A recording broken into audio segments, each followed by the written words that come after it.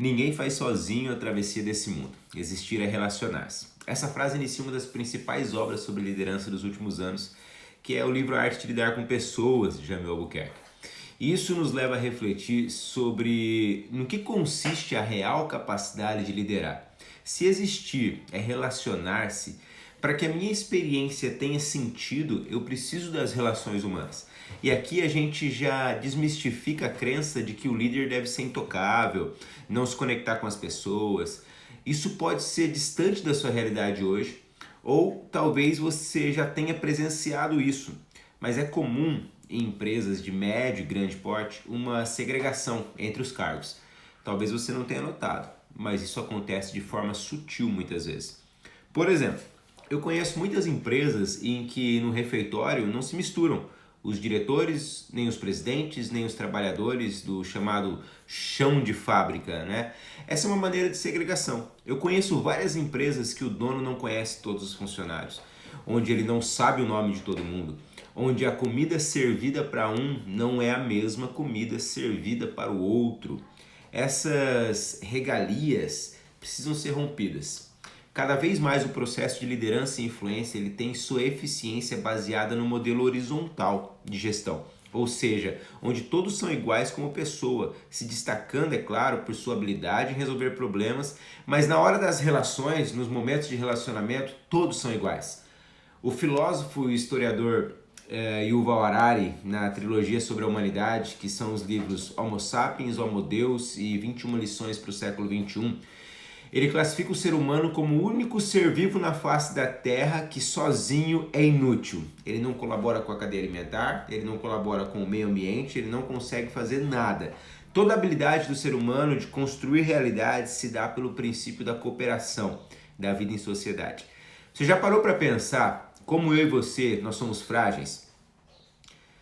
Nossa resistência ao clima é mínima, nossas habilidades motoras de locomoção não estão nem entre os top 50 dos animais, nós não somos tão rápidos, aliás, proporcionalmente ao nosso tamanho, nós somos um dos animais mais lentos que existem, nós somos fracos, temos inúmeras doenças causadas por simples bactérias.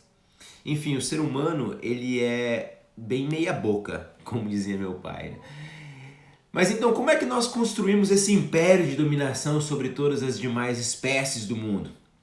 Através do nosso superpoder exclusivo, aí sim, que é o superpoder de comandar a massa através da influência. O capital pessoal é o principal ativo das empresas nesse último ano. Isso ficou ainda mais evidente com a pandemia do Covid-19. É preciso ter essa habilidade de construir relacionamentos para chegarmos mais longe. Ao mesmo tempo em que essa é a principal habilidade do ser humano, essa é a sua principal dificuldade.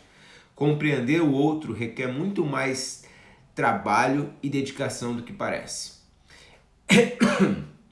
É preciso um motivo muito forte para que você consiga enxergar no outro o caminho para atingir seu objetivo de forma saudável. E o que mais impressiona é que quanto mais tempo eu tenho de relacionamento, mais difícil ele vai ficando.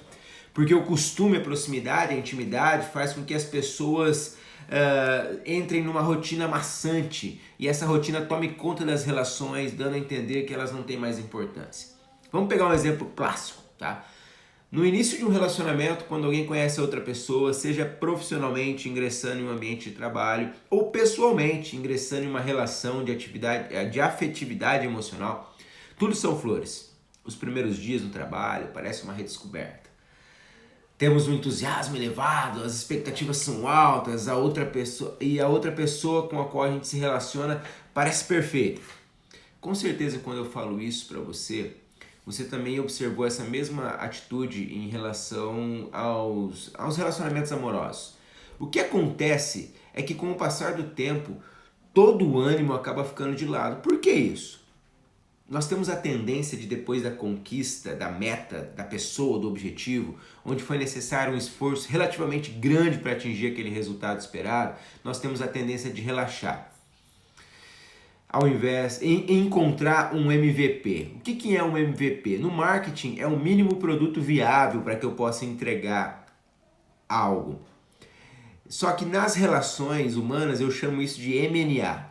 atitudes minimamente necessárias. Ou seja, eu doei meu máximo para conseguir aquilo e aí depois disso eu estabeleço o mínimo necessário para manter aquele relacionamento. Então eu troco aquilo que encantava por aquilo que é legal. E logo depois aquilo que é ok. Ou seja, o que dá para o gasto. É isso que transforma a nossa rotina em algo chato e que derruba nosso entusiasmo. Como é que eu posso melhorar os meus relacionamentos? Primeiro, com clareza das informações. Sendo sincero nos meus desejos e objetivos em relação àquela pessoa. Depois, deixando-me conhecer pelo outro. Ninguém consegue respeito em uma relação se a todo momento as pessoas pensam que você está escondendo algo. Não conseguem te decifrar, não conseguem te ver como você realmente é. Nós romantizamos isso como se fosse algo bom. Eu ouço muitas pessoas se orgulharem e dizer assim: eu sou indecifrável, isso é péssimo para as relações humanas. Você não precisa despejar os seus sentimentos, sonhos, metas em todo mundo para ser claro, mas você precisa deixar as suas intenções claras ao relacionar-se com alguém. Seja esse relacionamento pessoal ou profissional. Essa clareza que eu estou dizendo, nós sabemos o que temos que fazer.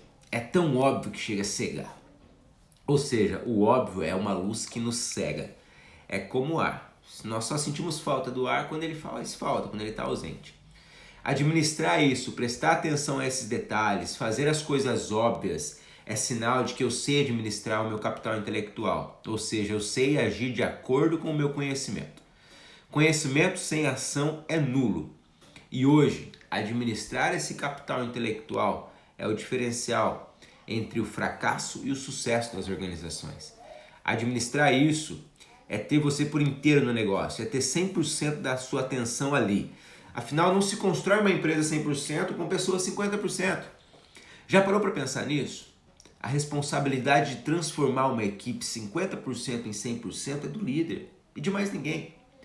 E antes que você venha com mimimi, dizendo aquele monte de desculpas por não fazer a sua equipe render como deveria, lembre-se claramente, quem dá desculpa não dá resultado. Relacione-se verdadeiramente com o interior de cada pessoa na sua vida, de cada pessoa importante.